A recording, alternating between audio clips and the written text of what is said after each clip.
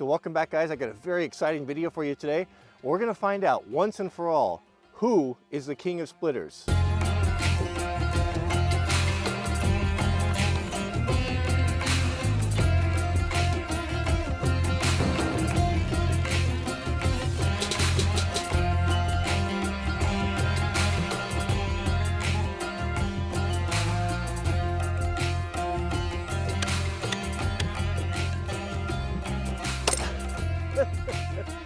What was going on there?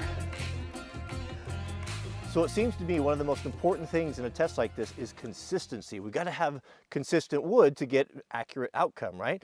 How much more consistent can we get than 2 rounds from the exact same tree? So let me fire up the chainsaw. We'll cut out 4 rounds here. We're going to try 2 splitting methods. We're going to try working around the corners, knocking the edges off, and then we'll do the traditional pie method. I think this is going to give us a pretty good answer on which one is the best splitter.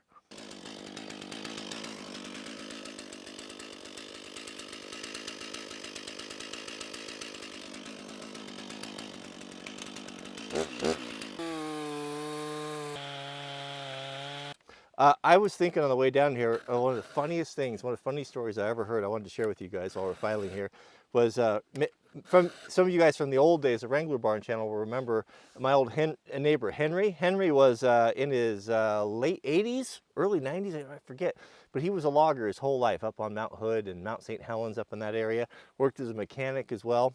And he was one of the most brilliant guys I ever met, smartest guys, mechanical genius, and he never learned to read. So he was telling me a story. His wife, Marion, she used to do a lot of canning. And so she was doing this water bath canning in her kitchen, and she was had this big metal jack. You know the jack, the game you used to play where you drop the ball and you pick up the jacks, you know, they kind of look like a cow trap, those little metal things with the balls on the ends. Well, she had kind of a novelty one. It was a great big one, you know, several pounds. And she had that in her kitchen, and she would use that to weight down the jars, because when you're water bath canning, you know, they want to lift up. You got to keep them down. So this jack had been sitting in this boiling hot water for a long time, you know, like half hour or so, and it was hot, you know, hundreds of degrees. Well, she had oven mitts or something. She would take it out and she sat it on the counter. Right when she sat it down on the counter, one of Henry's friends came by to visit, and he came in and sat down at the counter. It's like, "Hey, Marion, how's it going? Where's Henry at?" And he looked at this great big jack, and he reached over. Granted, it had just come out of this boiling hot water. He reached over with his bare hands, picked it up, and set it back down. I looked at Marion and said, "Don't take me long to look at something." When Henry told me that story, I thought that was, that was the funniest thing that I ever did hear. You know, he didn't holler or hoop or yell. I mean, that's the epitome of that's a tough guy right there. Don't take me long to look at something. I thought that was pretty funny here. All right, let's get this sharpened up, and we'll make that last cut, and we'll get to the get this video moving along.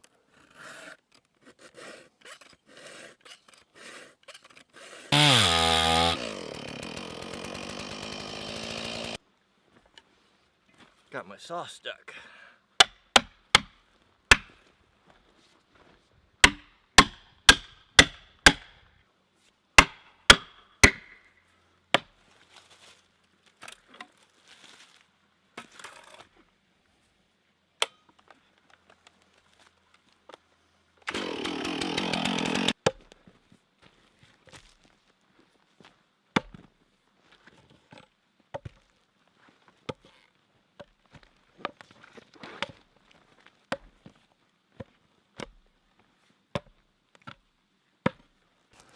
All right.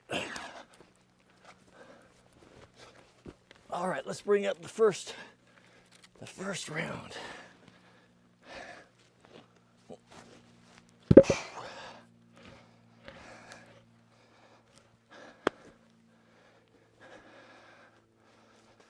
All right, let's talk about 2 radical different schools of thought right here.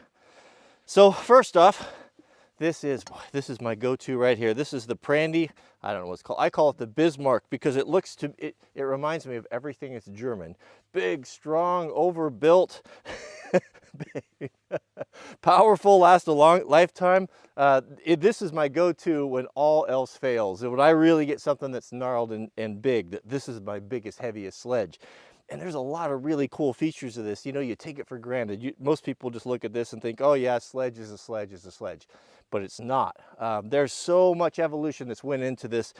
Perfect example, this is rare to see this on an edge. This here, that's for hooking. That's having two tools in one. You noticed earlier maybe that I was using this to move those rounds around. You can use the tool to bite into there because of that little beak that sticks down and move things around. Very rare. You don't see that on big box stores. You don't see that hardly anymore. That's really a nice attention to detail. A long taper. Look at that beautiful taper in this thing. It's got a long taper so you don't have a great big bulbous end on it that when you strike into something wet wood that you've had mauls that just bounce out. Very frustrating. You don't get so much of that here because of just the superior design and shape. Now this over here, the Chopper One, this is a very different school of thought here. This is more of a splitting axe rather than a splitting maul. What's the difference? Well, the handle, for one, you can see it's got a traditional style handle there. We'll cover that here in a minute. But a little bit faster swinging speed, a little bit different concept. Of course, the Chopper One has this mechanical advantage. Then that's what we're here to find out today. Is this going to be superior to the traditional heavy maul? As these little wings flip out there, is it going to blow this wood away? It's going to knock it out. So that's what we'll find out. That's what we're going to find out today. Let's cover the handles real quickly, and then we'll get into the test. So not only do the heads share a completely different school of thought when it comes to splitting wood, so do the handles. You want to see two perfect examples of how handles should be done? Right here. Oh, so much of this. I could go on and on about this all day. Again, to the casual observer, you're just going to think it's a handle, right? No, man, this Prandy, I wish Prandy axes were available in the States instead of just Europe, because man, they are, the more that I use them, you know, they have become, next to Grand Force Brooks, my go-to axes, the ones that I keep. Axes come through my hands all the time. The ones that I'm really reluctant to give away are these. I just love them. They're so much good to say about them. Just the handles alone would be a video. Look at this strong, heavy handle right here. But what it does is it gives you that strength up here where you have a tendency to overstrike. We've all done that. You'll look at mauls and they're beat up right there. Gives you some longevity there. It gives you you can make a few mistakes on it, not break your handle. And then it tapers down here to where your hands are going to be working into a nice, comfortable, more manageable size. This is too fat, this is just right. But they don't stop there. And here's where the rubber meets the road. And what you don't see is it actually has a little palm swell on it. That really helps with fatigue. And it's not typically done because it costs more money. You have to start with a much bigger piece of wood to end up with that. And then there's so much to this handle, I can't even tell you.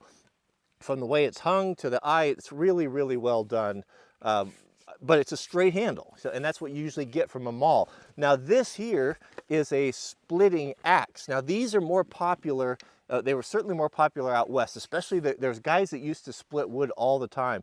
Even I think when my dad was in high school, there were some guys down at the paper mill, young guys that would work down there, and that's what they did all day, is they split firewood for the wood boilers. And he said they look like Mr. Olympian bodybuilders, you know, the shoulders in the back. You imagine having a job where you split wood all the time?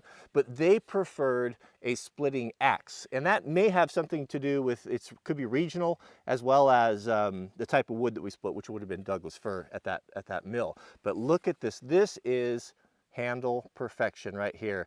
It is got a beautiful fawn's foot with a little kick on it. It has a nice curve to it. It is so good. I've looked at it and felt it and studied it that I am going to use this as a template for future splitting axes. It's really that good. I mean, look at that. It's got a nice big swell at the end of it. I don't know if you can see that or not. Right there, comes down, fits the hand really well. Beautiful sweeping arc. Really, just really works with the body. Man, I'm ranting. I could go on and on about these hands. Let's get to the splitting. Good grief, I get going on about handles and go on all day. It's a whole video in itself there. Okay, so I changed my mind. We're gonna use this one piece. So we're gonna chop opposite sides because it's so symmetrical that I think that's gonna give us the best test. So Plus I'm running out of daylight. I've been messing around so long. Okay, so let's start with the chopper one. Chopper one here will work on the right-hand side, and then we'll work over here on the left with the HMS Bismarck. Okay, you ready? We're gonna just do the side chop method here. Oh, didn't stick. Let's give it 2 hits. 3, 4, okay, 5. We have 5 right there to knock it off the side. Nice thing about it is it didn't stick, right? We don't like sticking. That's gives us a lot of extra work. Okay, now the Bismarck. Try to do hit in the same place here. Oh, 2, 3, 4. Oh, 5. How about that? It's a chance of hitting. Both those splitting the same. Okay, let's move the camera and then we'll hit these 2 sides. I guess we could do it right here. It's a little bit tall for me, this chopping block, but that's all right. We'll make it work. Hopefully we're in focus. Okay, so we'll do the right here with the chopper one. Oh man, that was a good hit. Oh yeah. That's 2. Oh, if I would have hit it, that would have been, the third one would have knocked that off there. That was user error. Oh man, the pressure's on. Pressure's on for the Bismarck. Got the same piece of wood, pretty consistent here. Here we go, ready? Oh, that was a good one. That felt the crack. Oh, 2. Again, the same thing. I'll back up a little bit. Okay, so we got 3 again. 3 again.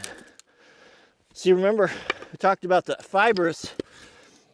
I wonder if that chopper would have knocked that one off if I would have hit it right. Okay, now we got 2 more splits here. Can we do it in one with the chopper one? Here we go. Oh yeah, look at it blasted apart. No fibers remaining, right?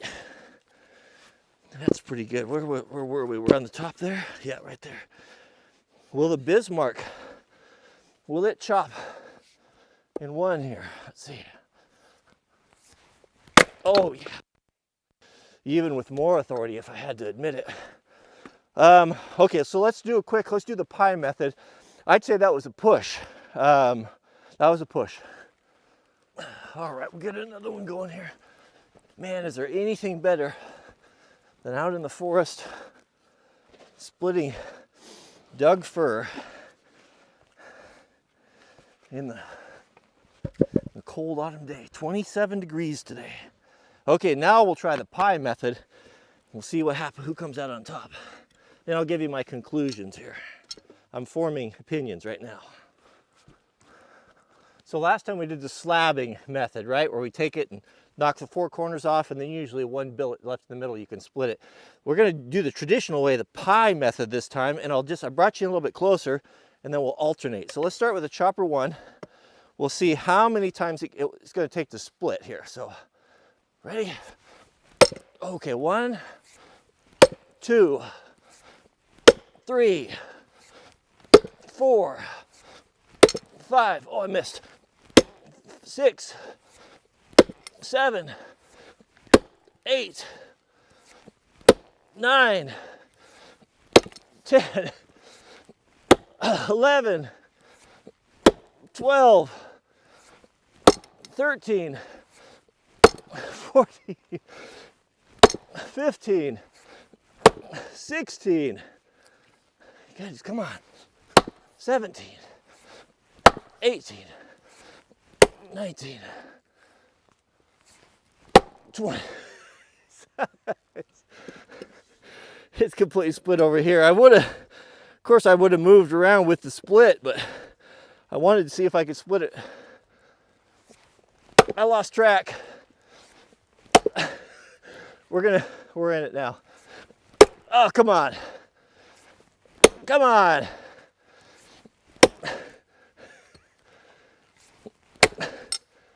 It's getting personal.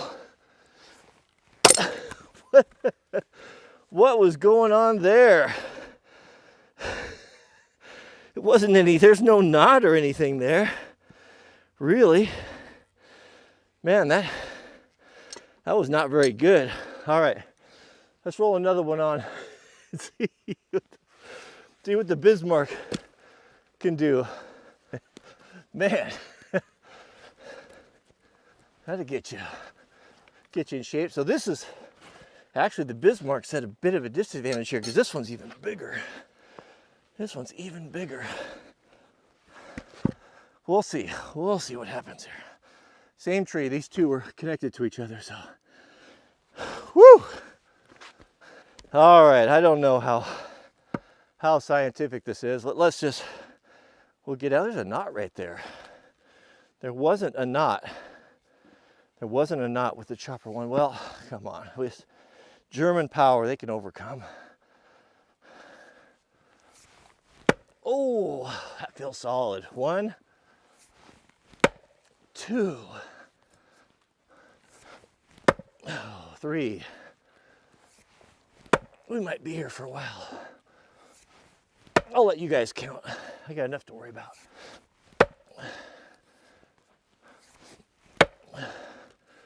All you hardwood guys tell me all the time how easy this stuff is to split. We work for ours too. Oh, goodness.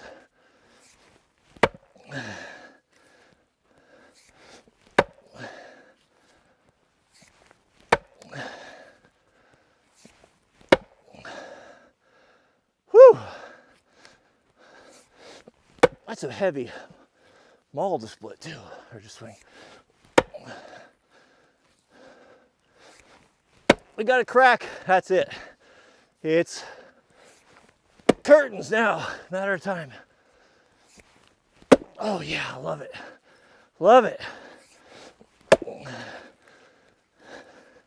CrossFit. CrossFit. Does it count if I pry it apart? We're gonna keep at it, we're not gonna give up. Yeah, come on. One more.